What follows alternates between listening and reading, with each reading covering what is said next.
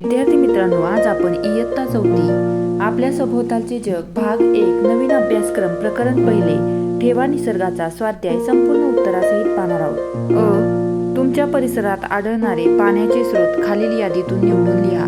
येथे तुम्हाला खाली यादी दिलेली आहे. तलाव, समुद्र, नदी, धरण, विहिरी, आड, हातपंप, पारव, ओढा, झरा, धबधबा, सरोवर यातील तुमच्या भागातील आढळणारे पाण्याचे स्रोत लिहायला सांगितलेले आहे. मी व्यवस्थितरित्या तुम्हाला उत्तर लिहून दिलेले आहे. ओळखा पाहू मी कोण. मी चिकट आणि मऊ आहे. मी पाणी सहज धरून ठेवते. उत्तर चिकणमाती. 2.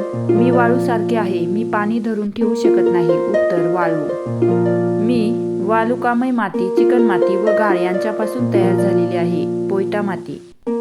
येथे तुम्हाला चौकटीत आलेली पाणी साठवण्याची साधने विचारलेली आहे.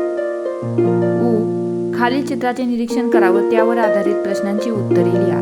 चित्रात पाणी निर्धोक करण्याची कोणती पद्धत वापरली आहे?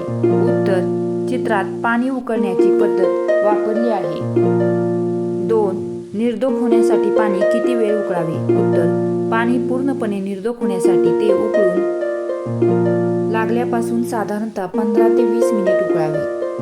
3. पाणी उकळल्यावर ते पिण्यास सुरक्षित का होते? उत्तर पाणी उकळल्यामुळे त्यातील हानिकारक सूक्ष्मजीव आणि जंतू नष्ट होतात, त्यामुळे पाणी पिण्यास सुरक्षित होते.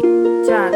पाणी निर्धोक करण्यासाठी आणखी कोणते उपाय करता येतील? उत्तर पाणी निर्धोक करण्यासाठी गाळणे, तुरटी फिरवणे, क्लोरीन गोळ्या टाकणे तसेच फिल्टर हे उपाय करता येतील. पुढील प्रश्न पाहण्या अगोदर आपल्या चॅनलला सबस्क्राईब करायला विसरू नका, जेणेकरून असेच नवनवीन स्वाध्यायाचे व्हिडिओ सर्वात प्रथम तुम्हालाही पाहायला मिळतील. पुढील प्रश्नांसाठी दिलेल्या पर्यायातील योग्य पर्याय निवडून उत्तरे लिहा. खालीलपैकी कोणता पाण्याचा स्रोत नाही? उत्तर आहे जंगल. 2. माती प्रदूषण कशामुळे होते? पर्याय क्रमांक 2 ब. मातीत कचरा आणि प्लॅस्टिक टाकल्यामुळे माती प्रदूषण होते. 3. पाण्याचा सर्वात महत्त्वाचा उपयोग कोणता? पिण्यासाठी. ए. तुम्ही काय कराल ते लिहा. 1. छतावरील पाणी वाया जाऊ नये म्हणून. उत्तर मी ते पाणी पाईपाच्या साहाय्याने जमिनीतील एखाद्या खड्ड्यात किंवा टाकीत साठवेल.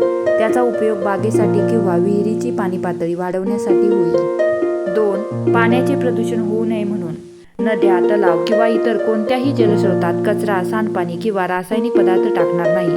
कपडे धुणे किंवा जनावरांना नदीत धुणे टाळणे. व्हिडिओ आवडला असेल तर व्हिडिओला एक लाईक करायला विसरू नका.